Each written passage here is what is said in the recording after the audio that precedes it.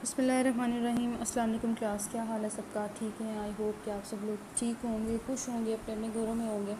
Well, today is our 7th lecture of psychology.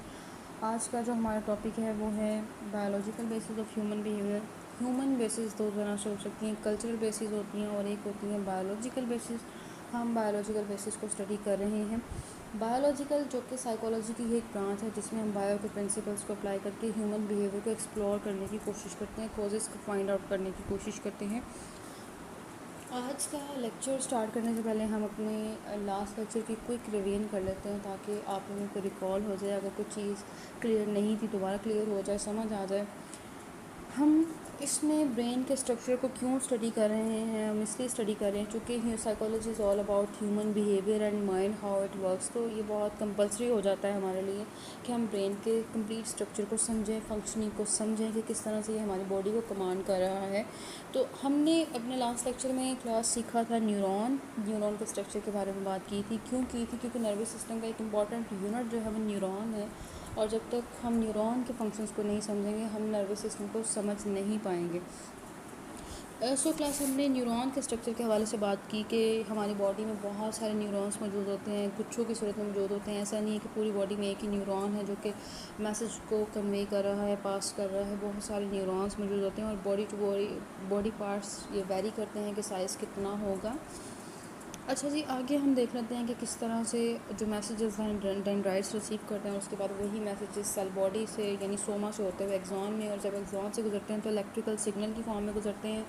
उसके बाद जब एक न्यूरॉन से दूसरे न्यूरॉन तक जंप करना होता है तो इलेक्ट्रिकल सिग्नल की फॉर्म में नहीं करते बल्कि केमिकल सिग्नल की फॉर्म में वो जंप करते हैं। फिर जब दूसरा न्यूरॉन उसी सिग्नल को रिसीव करता है तो दोबारा से वो इलेक्ट्रिकल सिग्नल में जो है वो कन्वर्ट हो जाता है, चेंज हो जाता है। ऐसा है कि न्यूरॉन आपस में जुड़े हुए नहीं होते, इनके दरमियान गैप होता है। तो जैसे ही मैसेज कन्वे होगा दूसरे न्यूरॉन तक तो जंप हो करके होगा, इलेक्ट्रिकल सिग्नल की फॉर्म में नहीं होगा बल्कि केमिकल सिग्नल की फॉर्म में होगा। यानी हमने देखा था कि न्यूरोट्रांसमीटर्स होते हैं जो केमिकल रिलीज़ करते हैं, और उसी कंडीशन में क्या होता है कि जो मैसेज होता है वो केमिकल सिग्नल की फॉर्म में जंप करते हुए दूसरे न्यूरॉन्स के डेंड्राइट्स उसको रिसीव करते हैं। दोबारा से सिग्नल क्या होगा, इलेक्ट्रिकल में चेंज हो जाएगा। तो ये हमने अपने लास्ट वीक में स्टडी किया। अगर इसके हवाले से कोई क्वेश्चन हुए, नहीं समझ आया तो यू कैन आस्क क्वेश्चंस। आज हम स्टडी करेंगे, इसके साथ साथ हमने क्लास स्टडी किया न्यूरॉन की टाइप्स को, न्यूरॉन्स की sensory neurons, motor neurons, associate neurons यानी जिनको हम इंटर न्यूरॉन्स भी कहते हैं, यानी ये तीनों किस तरह से मिलकर काम करते हैं। सेंसरी न्यूरॉन्स जो कि मैसेजेस को ब्रेन तक लेके जाते हैं, मोटर न्यूरॉन्स जो कि ब्रेन से मैसेजेस को ग्लैंड्स और मसल्स तक लेके जाते हैं, और इसके साथ साथ जो इनके लिए हेल्प कर रहे होते हैं जो मिलकर काम कर इनको हम इंटर न्यूरॉन्स कहते हैं। स्पाइनल कोड और ब्रेन में पाए जाते हैं। एक्चुअली क्या करते हैं कि सेंसरी न्यूरॉन्स और मोटर न्यूरॉन्स के लिए पाथ का काम करते हैं इंटर न्यूरॉन्स। आज हम स्टडी करेंगे नर्वस सिस्टम को। तो नर्वस सिस्टम की अगर हम बात करें तो ये नर्वस सिस्टम की 2 टाइप्स हैं। हम नर्वस सिस्टम को क्यों स्टडी करने जा रहे हैं, पहले हम इसको देख लेते हैं कि नर्वस सिस्टम यानी ऐसा सिस्टम जो कि किरदार का बायस बनता है, हमारे बिहेवियर का बायस बनता है। हम नर्वस सिस्टम को क्यों स्टडी कर रहे हैं, यानी अगर हम नर्वस सिस्टम को स्टडी कर लेंगे, कंप्लीट समझ लेंगे, तो उसके बाद हमारे लिए साइकोलॉजी के बाकी टॉपिक्स को समझना बहुत आसान हो जाएगा। For example memory processes, long term memory, short term memory, forgetting causes क्या होते हैं, हमारे लिए वो समझना ईजी हो जाएगा। आई होप कि आप लोगों ने ये चीज़ें पहले पढ़ी हुई हैं, लेकिन हम इसको थोड़ा साइकोलॉजिकल टेक्निक्स के साथ पढ़ेंगे।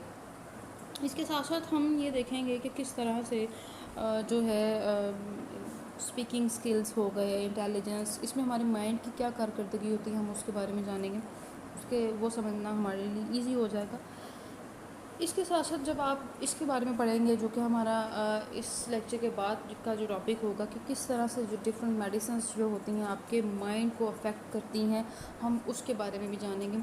शिज़ोफ्रेनिया, डिप्रेशन आपके माइंड की कारकर्दगी को किस तरह से मुतासिर करते हैं। ये दोनों मेंटल डिसऑर्डर्स हैं, ये किस तरह से मेंटल को जो है माइंड प्रोसेसेस को मुतासिर करते हैं, हम उसके बारे में स्टडी करें।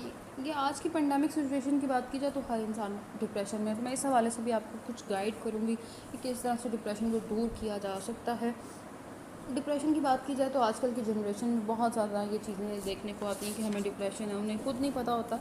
लेकिन डिप्रेशन के हवाले से मैं इंशाल्लाह आपको गाइड करूँगी कि क्या क्या कॉजेज़ होते हैं डिप्रेशन को, ये आपकी मेंटली कारकर्दगी को किस तरह से मुतासिर करता है ये जो डिप्रेशन है, और इससे किस तरह से बाहर निकला जा सकता है। आज हम चूँकि नर्वस सिस्टम के बारे में पढ़ने जा रहे हैं, तो नर्वस सिस्टम की दो टाइप्स होती हैं, यानी एक होता है सेंट्रल नर्वस सिस्टम जिसको हम CNS कहते हैं, और एक होता है पेरिफेरल नर्वस सिस्टम जिसको हम क्या कहते हैं, PNS कहते हैं, जिसको हम PNS कहते हैं।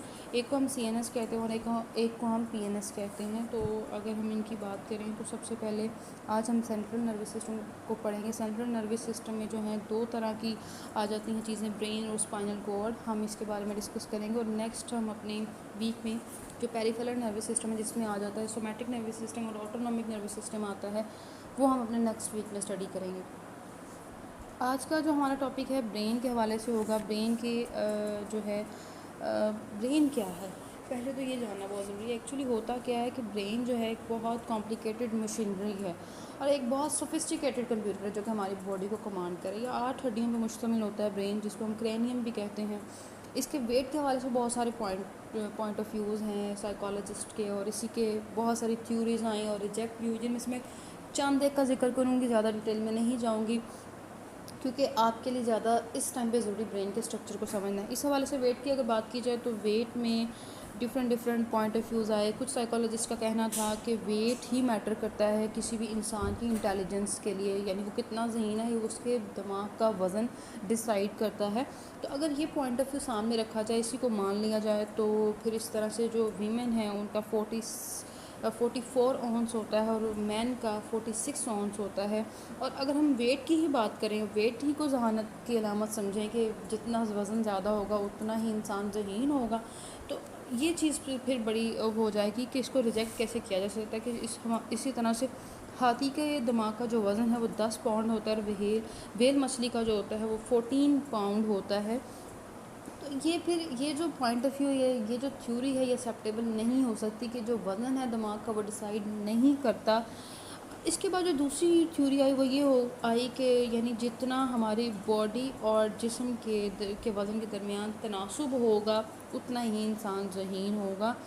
तो अगर हम इस थ्योरी को मान लें तो फिर ये भी एक एक्सेप्टेबल नहीं है। वजह ये है कि इंसान, बंदर और चिंपैंजी जो है, इनमें जिस्म और दिमाग का तनासुब ऑलमोस्ट सेम है, बराबर है, लेकिन वो इंसानों की तरह ज़हीन नहीं है, इसलिए ये भी काबिल कबूल नहीं है, एक्सेप्टेबल नहीं है। तीसरी जो है थ्योरी वो ये थी कि जितना, यानी अगर आप इस चीज़ को समझने की कोशिश कीजिएगा कि दिमाग का जो वज़न है हमारे स्पाइनल कॉर्ड से अगर ज़्यादा है, यानी तो इंसान ज़हीन होगा। और ह्यूमंस में ऐसा ही है, यानी हमारे जो दिमाग का वज़न है स्पाइनल कॉर्ड से 50 गुना ज़्यादा होता है।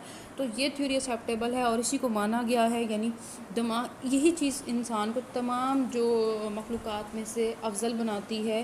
कि यानी अगर आप देखें तो हमारे जो स्पाइनल कॉर्ड है और हमारा जो ब्रेन है, ब्रेन का जो वेट है हमारे स्पाइनल कॉर्ड से 50 गुना ज़्यादा है। जो ब्रेन है बहुत सारी चीज़ों के लिए, यानी थिंकिंग, लर्निंग, इंटेलिजेंसी और यानी किसी भी चीज़ को स्टोर करने के हवाले से बहुत अहम कारकर्दगी सर अंजाम देता है। इसके आगे से ब्रेन के 3 पार्ट्स होते हैं। फोर ब्रेन है, मिड ब्रेन है, हाइंड ब्रेन है। इसको बहुत सिंप्लीफाई वे में समझाने की कोशिश करती हूँ ताकि आप लोगों को आसानी से समझ आ जाए। फोर ब्रेन के 3 पार्ट्स, सेरिब्रम, उसके बाद आ जाता है जी थैलेमस, और फिर हाइपोथैलेमस आता है, एज यू कैन सी। और सेरिब्रम के ऊपर एक लेयर होती है जिसको हम कॉर्टेक्स कहते हैं। साइकोलॉजिकल पॉइंट ऑफ व्यू से अगर हम देखें तो कॉर्टेक्स ही एग्जैक्ट आपकी जहानत का कॉज होता है। जितनी ये लेयर थिक होगी, मोटी होगी, उतना इंसान ज़हीन होता है। किस तरह से, जैसे जैसे आपके इल्म में इजाफा होता जाता है, आप पढ़ते चले जाते हो, ये लेयर मोटी होती जाती है, थिक होती जाती है। तो यही आपकी जहानत को भी मैयर करती है। कॉर्टेक्स की जो लेयर होती है, ये आगे जो सेरिब्रल कॉर्टेक्स होता है, इसके 4 आगे से पार्ट्स होते हैं। एक फ्रंटल लोब होती है, एक प्राइटल लोब होती है, और एक होती है जी टेम्पोरल लोब। इसके साथ साथ एक ऑसिपिटल लोब होती है। ये इसके बाद आ जाता है जो थर्ड है वो मिड ब्रेन है। मिड ब्रेन के बाद आता है जी हमारा हाइंड ब्रेन। हाइंड ब्रेन के जो पार्ट्स हैं वो हैं जी सेरिब्लम, पोन्स और मेडोला। आगे देख लेते हैं जी brain. As you can see in this picture कि ये 4 ब्रेन का पार्ट है। 4 ब्रेन जो है वो हमारे ब्रेन का 90% है और जो हाइंड ब्रेन है वो 10% है। इसको मैं बहुत सिंप्लीफाई वे में समझाने की कोशिश करती हूँ, एक स्केच की फॉर्म में, ताकि आपको समझ आ जाए।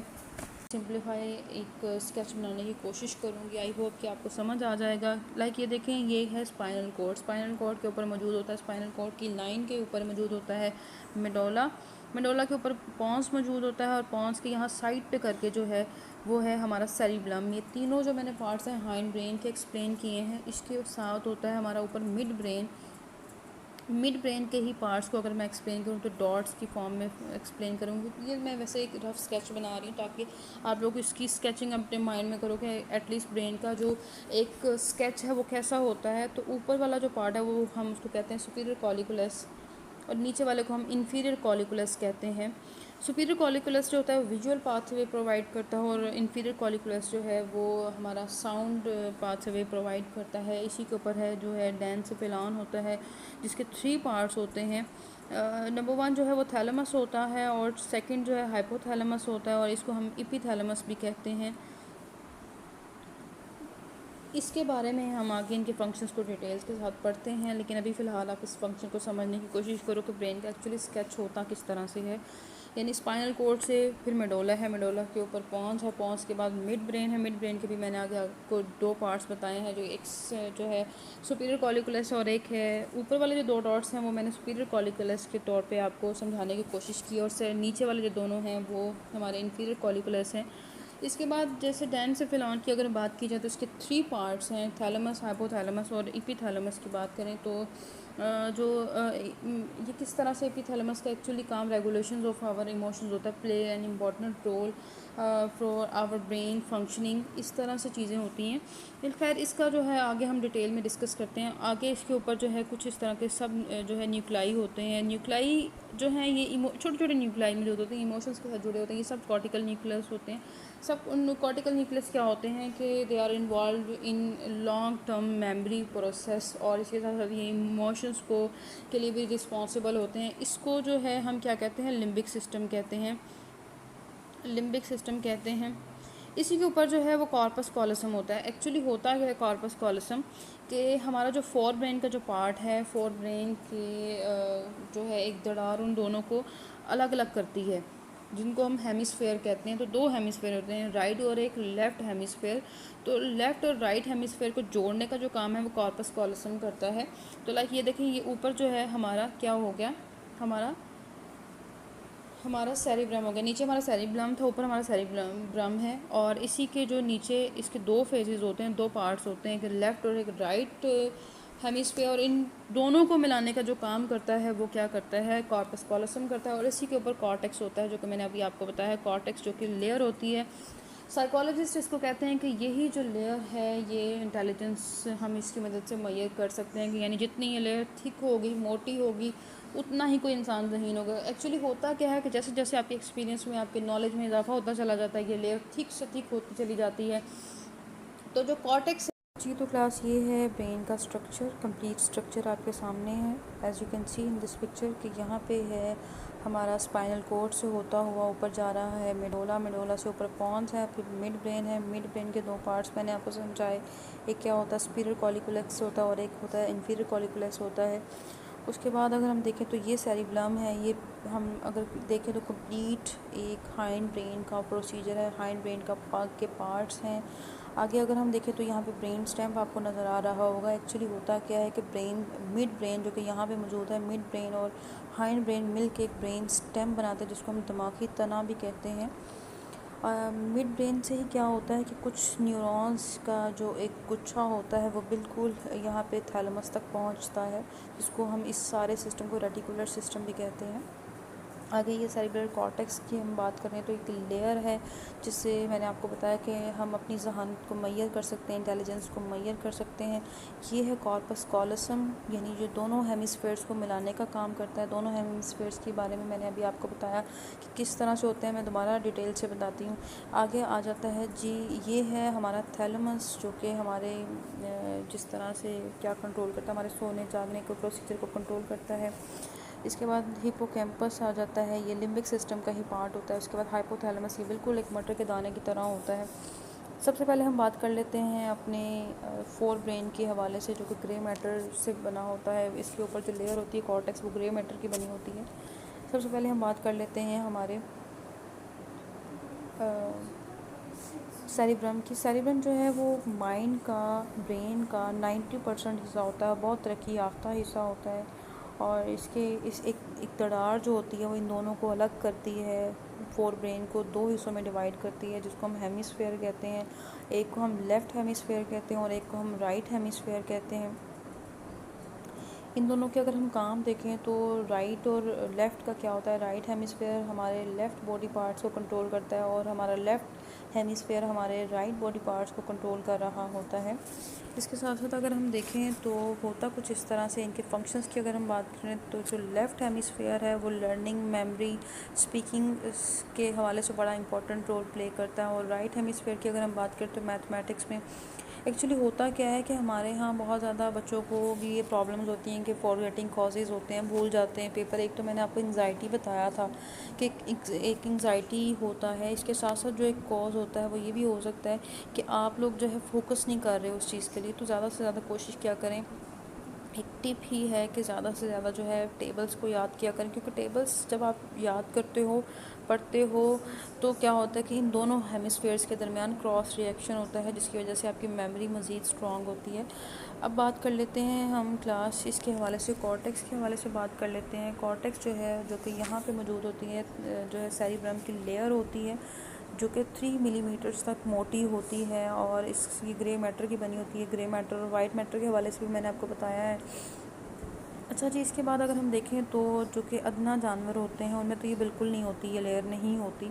जबकि जो थोड़े से ज़हीन होते हैं जानवर, उनमें ये लेयर फिर भी मौजूद होती है। और इसके साथ साथ अगर हम देखें तो इंसानों में ये जो लेयर है ये इंटेलिजेंस और मामला फ़हमी का ज़िम्मेदार समझी जाती है, रिस्पॉन्सिबल होती है उसके लिए। और जैसे जैसे क्या होता है, एक्सपीरियंसेस इंसान के बढ़ते जाते हैं, नॉलेज में इजाफा होता है, ये लेयर भी थिक होती है, मोटी होती है। आपको याद होगा कि जब आप 7th-8th क्लास में थे तो एक छोटा सा पैराग्राफ याद करना आपके लिए कितना मुश्किल होता होगा। आज आप सेल्फ़ राइटिंग से बहुत कुछ खुद से लिख सकते हो, या अभी सिर्फ एक लेक्चर सुन के, वीडियो लेक्चर सुन के आप इसके बारे में कंप्लीट अच्छी अच्छी असाइनमेंट्स बना लेते हो। आप खुद से सारा मटेरियल सर्च करते हो, आप उसके बारे में लिखते हो। तो ये होता है कि with the time, with the passage of time क्या होता है कि आपकी ज़हानत में इजाफा हो जाता है। इसके बाद अगर हम बात करें तो हमारे इसी कॉर्टेक्स के आगे 4 पार्ट्स होते हैं जिसको हम सेरिब्रल कॉर्टेक्स कहते हैं।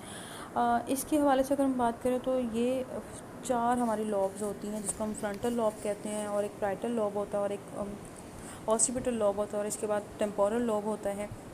अब इनके कामों को देख लेते हैं कि एक्चुअली ये काम किस तरह से करते हैं। होता कुछ इस तरह से कि जब भी आप इन लॉब्स के बारे में लिखोगे तो सबसे पहले आपने क्या करना है कि आपने इनकी लोकेशन को भी बताना है कि ये इनकी लोकेशन है और ये इनके काम है। तो जो फ्रंटल लॉब की जो लोकेशन है बेसिकली क्या होता है, जस्ट अबव आवर फोरहेड, ये बिल्कुल हमारे फोरहेड के ऊपर ही वाक़या होती है फ्रंटल लॉब। और इसका काम क्या होता है, ये मोटर एरिया कहलाता है। इसका काम एक्चुअली ये होता है कि जो फ्रंटल लॉब का जो ऊपर वाला हिस्सा होता है, लेट्स से ऊपर वाला जो हिस्सा है ये हमारे बॉडी पार्ट के हमारे निचले बॉडी पार्ट्स को कंट्रोल कर रहा होता है। और जो फ्रंटल लॉब का जो निचला हिस्सा है, लेट्स से, तो ये हमारे ऊपर वाले बॉडी पार्ट्स को कंट्रोल कर रहा होता है। और ऐसा नहीं है कि इसमें जो है स्पेसिफाई है, क्योंकि ये मोटर एरिया कहलाता है, तो ऐसा नहीं है कि स्पेसिफाई है कि अगर बड़े बॉडी पार्ट्स को कंट्रोल करना है तो ज़्यादा हिस्सा मखसूस है। नहीं, ऐसा नहीं है। बल्कि जो फ्रंटल लॉब में क्या ये भी बड़ी एक इम्पॉर्टेंट बात है, वो ये है कि जो एक बड़े बड़े जो हमारे बॉडी पार्ट्स हैं उनको कंट्रोल करने के लिए जैसे थोड़ा सा इसमें हिस्सा मौजूद है। जबकि छोटे छोटे जो हमारे बॉडी पार्ट्स हैं जैसे कि आई, ईयर, नोज़, क्योंकि ये बहुत ज़्यादा कॉम्प्लेक्स होते हैं बॉडी पार्ट्स, इनके फंक्शंस भी, तो इनको कंट्रोल करने के लिए फ्रंटल लोब में ज़्यादा हिस्सा स्पेसिफाई किया गया है अल्लाह ताला ने। उसके बाद अगर हम देखें तो नेक्स्ट हमारा पैराइटल लोब आ जाता है, जो कि just behind our frontal lobe होता है। ये सेंसरी एरिया भी कहलाता है। एक्चुअली करता क्या है, ये सर्दी गर्मी का और टच का एहसास जो है, इसके मैसेजेस वगैरह हमारे ब्रेन तक भेजता है। उसके बाद आ जाता है जी हमारा ऑसिपिटल लोब की अगर हम बात करें तो ऑसिपिटल लोब में आ जाता है ये हमारा जस्ट जो है ऑसिपिटल लोब से पहले हम टेम्पोरल लोब को देख लेते हैं। टेम्पोरल लोब में क्या होता है कि जस्ट अबव आवर ईयर होता है, और इसका क्या काम होता है, इसका हेयरिंग, स्मेलिंग, टेस्टिंग, इस तरह के काम होते हैं इस लोब के। अगर इसमें कुछ ख़राबी पैदा हो जाए तो इंसान या तो बहरा हो जाता है, उसको सुनाई नहीं देता, या वो कुछ टेस्ट नहीं कर पाएगा, या कुछ स्पेलिंग वगैरह के इस तरह से जो कोई काम है वो नहीं कर पाएगा, कुछ स्मेल नहीं कर पाएगा। ऑक्सीपिटल लॉब के बारे में अगर हम बात करें तो ये होता है जस्ट बिहाइंड आवर ब्रेन होता है, पीछे वाक़या होती है ऑक्सीपिटल लॉब। और इसका क्या होता है, काम क्या होता है, विजुअल एरिया होता है, विजुअल एक्टिविटीज़ होती हैं, यानी क्या होता है, रेटिना से आने वाले मैसेजेस को ब्रेन तक भेजते हैं। इसके साथ साथ अगर हम स्पीकिंग की बात करें, स्पीकिंग एरिया क्या होता है तो कहाँ पे मौजूद होता है, ये हमारा जो अगर हम देखें तो एक तो होता है ये फ्रंटल, उसके बाद ब्राइटल लॉब में, और उसके साथ साथ ये ऑक्सीपिटल लॉब में मौजूद होता है। तो इसको सबसे पहले जो स्पीकिंग के जो पार्ट्स हैं उसको फाइंड आउट किया था ब्रोका नामी साइंसदान ने, साइंटिस्ट ने, इसी वजह से इसको ब्रोकाज एरिया भी कहते हैं, इस तरह से हम इसको लिखते हैं, ब्रोकाज एरिया भी कहा जाता है स्पीकिंग के हिसाब से। आई होप कि आपको ये समझ आ गया होगा। अब आगे चलते हैं, आगे देख लेते हैं जो हमारा नेक्स्ट है वो ब्रेन स्टेम के हवाले से अगर हम बात करें तो ये क्या होता है कि मिड ब्रेन और हाइंड ब्रेन दोनों मिलकर ब्रेन स्टेम बनाते हैं। और इसके बाद हमारा थैलेमस आ जाता है। थैलेमस का क्या फंक्शन होता है, थैलेमस जो कि रिले स्टेशन भी कहलाता है, क्या इसका क्या काम होता है, बेसिकली स्पाइनल कोर्ड से आने वाले मैसेजेस को ब्रेन तक भेजता है। और इसके साथ साथ ये क्या करता है, ये हमारे सोने जागने के निज़ाम को भी कंट्रोल करता है। इसी के साथ साथ इसी वजह से हम इसको रेटिकुलर सिस्टम के साथ भी एसोसिएट कर रहे होते हैं। ये हमारी पेन, हमारी सैडनेस, बेआरामी, इस तरह के फंक्शंस को कंट्रोल करने में बड़ा इंपॉर्टेंट रोल प्ले करता है। थैलेमस के बारे में हम इंशाल्लाह जो हमारे इमोशंस की थ्योरी होंगे उसमें भी पढ़ेंगे। विलियम जेम्स ने इसके बारे में बड़ी इंपॉर्टेंट थ्योरी पेश की हुई है। इसके बाद आ जाता है जी हाइपोथैलेमस, ये बिल्कुल थैलेमस के नीचे वाक़या होता है, as you can see in this picture. तो ये बिल्कुल मटर के दाने जितना छोटा होता है, और इसके जो इंपॉर्टेंट काम होते हैं वो ये हैं जी, इमोशंस, हमारे मोटिव्स को कंट्रोल करता है, मोटिव्स को कंट्रोल करने में अहम किरदार अदा करता है। एक्चुअली होता है कि मोटिव एक इंसान की अ पर्सन नीड, और उसी मोटिव की सूरत में इंसान जो एक्शन करता है उसको हम मोटिवेशन कहते हैं। अभी आप लोगों को शायद इस चीज़ की समझ ना आए, लेकिन जब हम मोटिवेशन टॉपिक कंप्लीट पढ़ लेंगे फिर आपके लिए अंडरस्टैंडिंग हो जाएगी, फिर आप इस वीडियो को दोबारा देखिएगा। एक्चुअली होता क्या कि मोटिव, जैसे कि हमारा हंगर मोटिव है, थर्स्ट मोटिव है, एक इंसान की नीड है ना, और इसी नीड को पूरा करने के लिए जो इंसान वर्क करता है, इंगेजमेंट इन वर्क, वो मोटिवेशन कहलाती है। अच्छा, इसके साथ साथ अगर क्या होता है कि समटाइम्स क्या होता है कि जब स्ट्रेस की सूरत में हमारा जो माइंड का जो सिस्टम है वो बिगड़ जाता है स्ट्रेस की सूरत में, तो क्या करता है हाइपोथैलेमस, उसको मॉडिफाई करने की कोशिश करता है, इत्तेदाल में लाने की कोशिश करता है। इसी तरह से अगर हम देखें तो एमरजेंसी की खुदा न खासा सिचुएशन आ गई है तो हमारे तमाम जो कह लें कि मोटर न्यूरॉन्स हैं उनको मोबिलाइज़ करता है, और फिर इस इंसान तैयार हो जाता है, जिसको हम फाइट एंड फ्लाइट भी कहते हैं।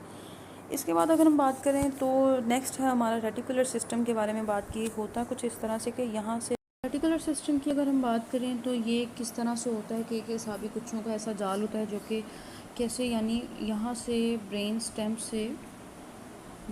से कहाँ तक जाता है, हमारे थैलेमस तक जाता है। ये हमारे सोने जागने के सिस्टम को कंट्रोल करता है। इसके हवाले से बहुत सारे एक्सपेरिमेंट्स हुए, यानी डॉग्स पे हुए, कैट्स पे हुए। जब उनको करंट लगाया गया तो वो सो गए, और जब उनको करंट लगाया गया तो वो उठ गए। ये हमारी अटेंशन को फोकस करने में भी हेल्प करता है। और अगर कभी आप लोगों ने नोटिस किया होगा, जिसको हम इंटेंस कंसंट्रेशन भी कहते हैं, कि जब हम कोई काम कर रहे होते हैं, बहुत अच्छे से कुछ फोकस करके स्टडी कर रहे हैं, तो हमें आसपास का कुछ शोर सुनाई नहीं देता। या इस तरह से अगर हम बात करें तो कभी कभी हमें इंटेंस फोकस की सिचुएशन में हमें कोई पेन का भी एहसास नहीं होता। ये रेटिकुलर सिस्टम होता है। इसका इंपॉर्टेंट जो काम था वो मैंने आपको बता दिया। लिम्बिक सिस्टम के बारे में बात करें तो लिम्बिक सिस्टम के बारे में मैंने आपको बताया था कि ये कहाँ पे होते हैं। ये एक्चुअली ये होते हैं थैलेमस के ऊपर होते हैं। छोटे छोटे न्यूक्लियाई होते हैं जो कि इमोशन से जुड़े होते हैं। ये सब कॉर्टिकल्स न्यूक्लियस होते हैं जिनका ताल्लुक हमारे इमोशंस के साथ होता है। और ये क्या करते हैं, इसका जो बेसिक काम होता है वो मेमोरी प्रोसेसेस के हवाले से होता है, यानी लॉन्ग टर्म मेमोरी के हवाले से बड़ा इंपॉर्टेंट रोल प्ले करता है हमारा लिम्बिक सिस्टम। तो इसमें एक चीज़ होती है इसमें हिपोकैम्पस। हिप्पोकैम्पस के हवाले से बात करें तो ये हमारी याददाश्त के लिए बड़ा इंपॉर्टेंट रोल प्ले करता है कि अगर ये डैमेज हो जाए तो इंसान अपने तमाम पिछली ज़िंदगी के वाक़यात को भूल जाता है। यानी अगर उसका कोई एक्सीडेंट वगैरह हो जाए, उस सिचुएशन में हिस्सा ब्रेन का डैमेज हो जाए, तो जब ऑपरेट के बाद वो उठेगा तो उसे अपना नाम तक नहीं पता होगा। इसके साथ साथ वो तमाम तरह के इमोशन से कह लें कि आज़ाद हो जाएगा। उसे किसी तरह के इमोशंस का कोई ख्याल नहीं होगा।